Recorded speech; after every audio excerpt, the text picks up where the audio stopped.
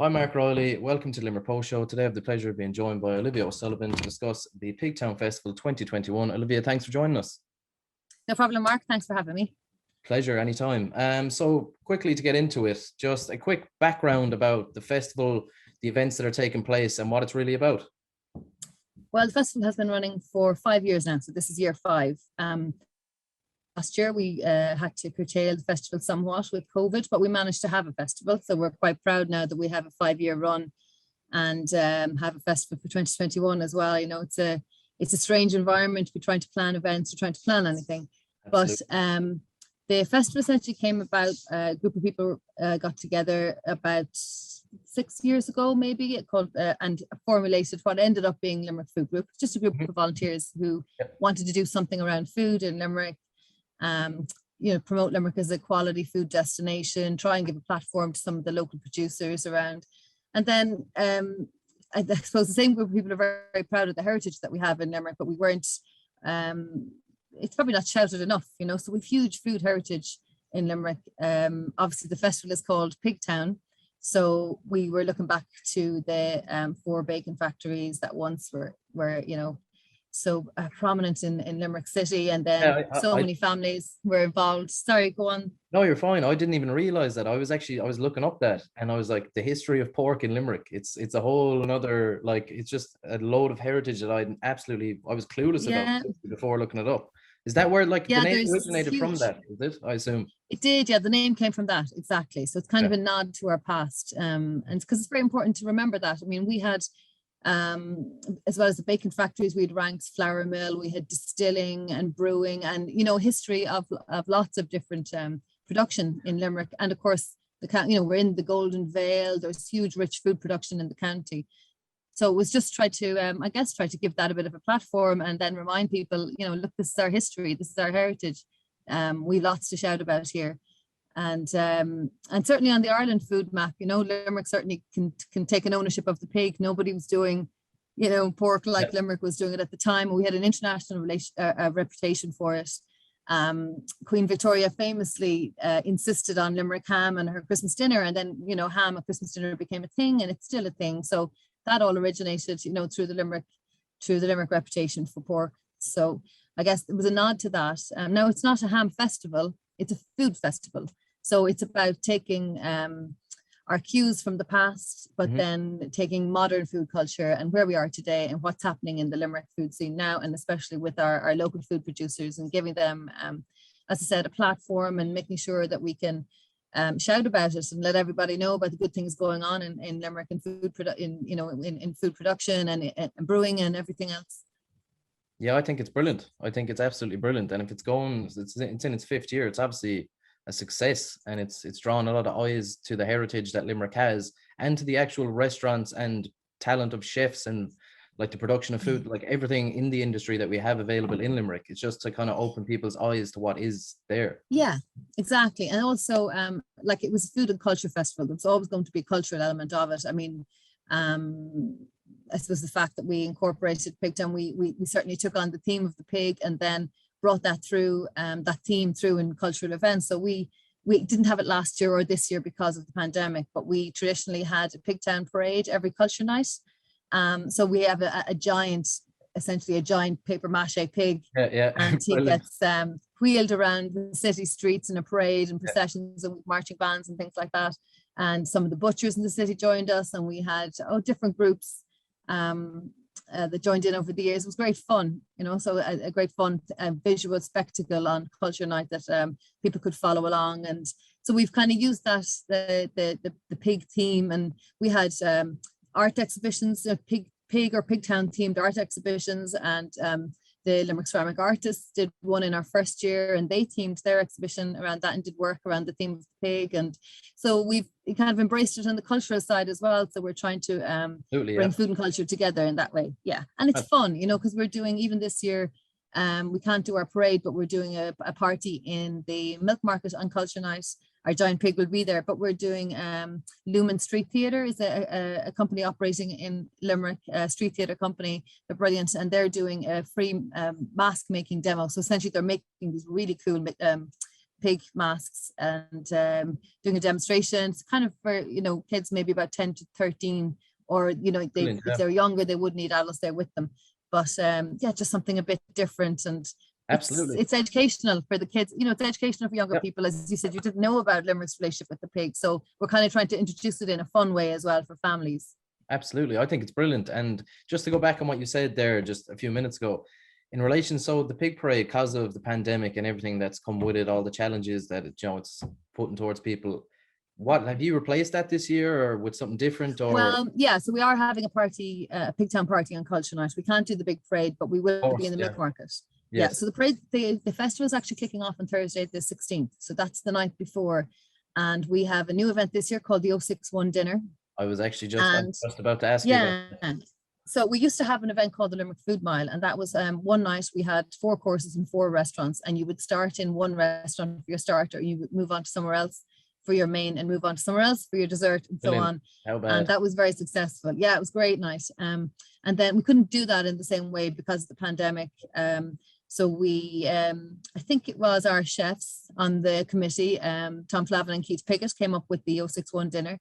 And what we have is I guess 061 is obviously the area code for Limerick, but it's also, I guess the theme was, or the idea was to have 0 imports, 6 restaurants and 1 goal, and the goal to get the 061 on your plate. So basically all local suppliers on the menu. So each restaurant that committed to doing it, committed to having a menu for the night that had all Limerick suppliers on it. So it's happening on Thursday, the 16th of September. And the menu is 3 courses, it's €40 per person, and there's 6 restaurants, 1826 Adair, Sash number 1 Perry Square, the River Restaurant, Limerick Strand Hotel, Tuscany Bistro, the Longcore Clubhouse at Newcastle West Golf Club, and always going to be one, Tuscany Bistro in Castle. Did I say Tuscany? Yep. It's all good. There's so many events going on. I have remembered everyone. Anyway, I hope that's 6. Yeah, so look, the venue, you can book through the venues, but that's the launch night. So the launch night is big dining night, because last year when we changed the festival around because of COVID, we did manage to run a lot of the dining events, and I suppose it was nice to have put a focus on the dining element of it. And then now coming forward, we can keep that focus on the dining events. Obviously, we're bringing more of a local producer focus. Yeah, of course. Well, the commitment is there from all the restaurants involved, and they're very enthusiastic. And it's great for local producers. It gets them more profile. It makes sure they're on the menus, and then people see, wow, we really have some serious local products here. Yeah, I think it's brilliant for That's everyone. the first night, and and the second night then is the night in the milk market. The culture night is night 2. So that would be the opening a couple of days, but that would be a party I think it's from about, culture night usually kicks off around 5 o'clock. So I think it's about 5:30 or something like that. And yeah, we'll have a free family fun in the milk market on Culture Night for Pigtown. We'll have our giant pig there and a few little surprises. So brilliant. No, but it's even not let alone like the producers and food chefs, etc., everyone involved in the events. It's more just a taste of normality after what people have been through for the last few months. It's a tiny bit of, I suppose, atmosphere and a buzz again. And it's more than just food related. Obviously, the emphasis on looking at the heritage of Limerick's food, looking at the production of it, all the events involved, but it's more just getting somewhat a bit normality back into life, and people can enjoy events again. Yeah, it's reassuring, isn't it, to see events coming back and to see I feel the same. I mean, there's music events happening again now. The milk market held some concerts there. Dolan's are running some, and in that same way, it's just really nice to feel that normality of things to go to again. Events are being held. Life is slowly edging back towards some kind of normality. Whether it'll be the same one as before, we don't know. But just give us all that kind of sense of reassurance. But look, there's loads going on for Pigtown. It's not just those 2 nights. It's going to run on into October. Totally. And we have different market events. Pigtown.ie anyway is what I should shout out first of all, because that's where everything is, where all the event listings are. But we have market events. We have more dining events. Like there's a night at the Mustard Seed, which is an annual Pigtown dinner at the Mustard Seed. It's always a sellout. We have a night in Springfield Castle, the Green Room Castle and Springfield Castle in Drumcolliher. And that is, I think that's actually Halloween night, but they're doing this authentic tacos night where they're going to use all local produce in it and have some music and that there as well. It'd be very cool. And then we have, let's say, walks and tours and classes and chef demos. So we have Teresa Story doing a harvesting the hedgerow. So that's a foraging walk and talk. So you learn all about basically how to forage from your hedgerow and what you can and can't take and what time of the year to take it and how to do it responsibly. And she's a botanist and an author, and she's a mine of information. And then we have Stephen Cunning from Treaty City Brewery. So he's holding special tours called the Pigtown Treaty Tours. And he's going to do one in September, one in October. I can't see the dates now; they're gone from my thing. Just trying to put up something that I'd have a prompt for all the dates. But but he's doing one at the end of September, and then one I think the first and second week in October, maybe the first week in October. So they're Pigtown Treaty Tours, and they're great. They're on Friday evenings at 4:00. Someone's prompting me here now with the dates: Friday, September 24th and Friday, October 8th. There you go.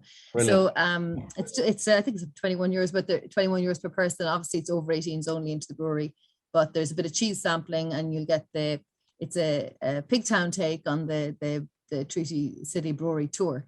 So that'll be a bit of fun. I'm sure there's a special brew.